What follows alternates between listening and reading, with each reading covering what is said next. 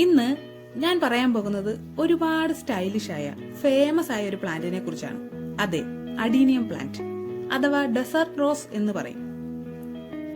ഇത് കാണുമ്പോൾ തന്നെ തോന്നും ഈ പ്ലാന്റ് എന്ത് സുന്ദരിയാണെന്ന്. പക്ഷേ ഇത് സുന്ദരി മാത്രമല്ല, ഇതിനൊരു പ്രത്യേകത കൂടിയുണ്ട്: വാട്ടർ സ്റ്റോറിംഗ് സിസ്റ്റം. വേനൽക്കാലത്ത് വെള്ളം കിട്ടാതെ വന്നാൽ പോലും ഇതാ ഞാനുണ്ട് കൂടെയെന്ന് കട്ട സപ്പോർട്ടുമായി കോഡക്സ് കൂടെ തന്നെ ഉണ്ട്.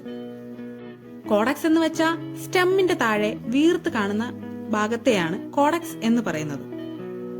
വേനൽക്കാലത്ത് വെള്ളത്തിന്റെ കുറവ് വരുമ്പോൾ അഡീനിയം പ്ലാന്റിന്റെ കോഡക്സിൽ സൂക്ഷിച്ചു വെച്ചിരിക്കുന്ന വെള്ളവും വളവും ചെടിക്ക് നൽകും.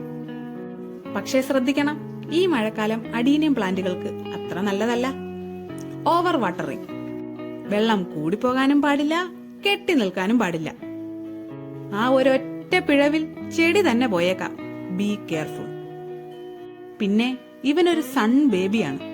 സൂര്യനില്ലെങ്കിൽ ഞാനില്ല എന്ന് പറഞ്ഞ പോലെ അഡീനിയം പ്ലാന്റ് സൂര്യപ്രകാശം നല്ല രീതിയിൽ കിട്ടുന്ന സ്ഥലത്ത് തന്നെ വെക്കണം. അറ്റ്ലീസ്റ്റ് 5 to 6 hours എങ്കിലും സൺലൈറ്റ് കിട്ടിയിരിക്കണം.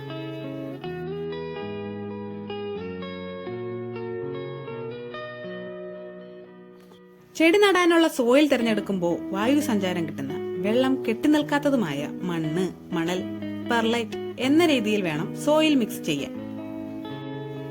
പോട്ടിലും ഹോൾസ് വേണം, അത് ശ്രദ്ധിക്കാതെ വിടരുത്. അതാണ് ഇതിന്റെ ബ്രീത്തിങ് സ്പേസ്. അടുത്തത് പൂക്കൾ. ഇതിന്റെ ഷോ ടൈം. വിവിധ നിറങ്ങളിൽ റെഡ് ഉണ്ട്, പിങ്ക് ഉണ്ട്, വൈറ്റ് ഉണ്ട്, ഡബിൾ ഷെയ്ഡ് ഉണ്ട്, അങ്ങനെ ഫുൾ ഗ്ലാമറസ്. അഡീനിയം അതിന്റെ ബ്ലൂമിംഗ് സീസൺ എന്ന് പറയുന്നത് മാർച്ച് മുതൽ ഒക്ടോബർ വരെയുള്ള സമയമാണ്. അഡീനിയം പ്ലാന്റിന്റെ പ്രൊപ്പഗേഷൻ കട്ടിങ്സ് കൊണ്ടും സീഡ് കൊണ്ടും പ്രൊപ്പഗേഷൻ സാധ്യമാണ്. കട്ടിങ്സ് എടുക്കുമ്പോൾ റൂട്ട് ഹോർമോൺ ഉപയോഗിക്കാൻ മറക്കരുത്. അഡീനിയം പ്ലാന്റിൽ മിലിബഗ്സ് എന്ന് പറയുന്ന പെസ്റ്റ് കാണാറുണ്ട്. അവയെ തുരത്താൻ നീം ഓയിൽ സ്പ്രേ ചെയ്താൽ മാത്രം മതി.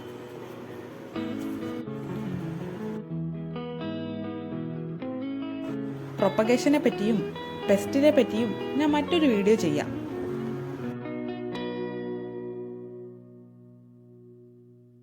ഫ്ലവേഴ്സ് ഉണ്ടാകാൻ നമ്മൾ അതിന് വേണ്ടുന്ന വളം കൊടുത്തിരിക്കണം.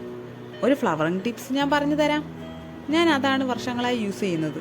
എനിക്ക് നല്ല റിസൾട്ട് കിട്ടുന്നുണ്ട്. നിങ്ങളും ട്രൈ ചെയ്ത് നോക്കിക്കോ.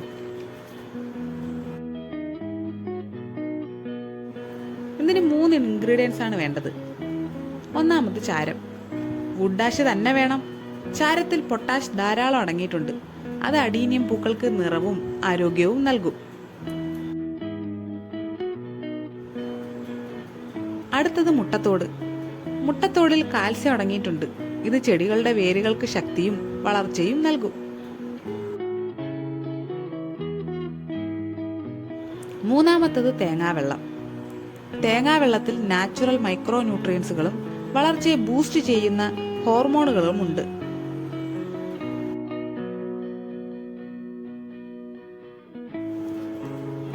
ഇത് മൂന്നും ഈ വീഡിയോയിൽ കാണുന്നത് പോലെ മിക്സ് ചെയ്ത ശേഷം ചെടികളുടെ മൂടിലേക്ക് നമുക്ക് ഇട്ടുകൊടുക്കാം. മണ്ണിളക്കിയ ശേഷം ഇട്ടുകൊടുക്കുന്നതാണ് ഏറ്റവും നല്ലത്.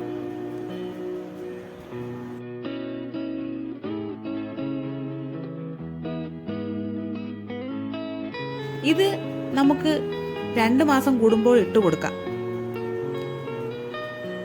ഈ വളം ഉപയോഗിച്ചാൽ ചെടിക്ക് നല്ലതാണെന്ന് കരുതി എല്ലാം കൂടെ വാരിക്കോരി ഇട്ടുകൊടുക്കരുത്. അധികമായാൽ അമൃതും വിഷം എന്നാണല്ലോ. ഇത് ചെറിയ അളവിൽ മാത്രമേ ഉപയോഗിക്കാവുള്ളൂ. അമിതമായാൽ ചെടിക്ക് ദോഷം ചെയ്യും.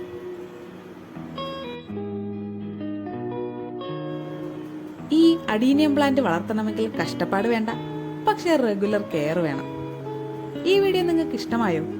ഇഷ്ടമായെങ്കിൽ ലൈക്ക് അടിച്ചിട്ട് കമന്റ് ഇട്ടോളൂ. ചാനൽ സബ്സ്ക്രൈബ് ചെയ്യാനും മറക്കരുത്. മറ്റെന്തെങ്കിലും ചെടിയെപ്പറ്റി അറിയുവാനോ സംശയമോ ഉണ്ടെങ്കിൽ ധൈര്യമായി കമന്റ് ഇട്ടോളൂ. ഞാൻ അതിന് മറുപടി തന്നേക്കാം.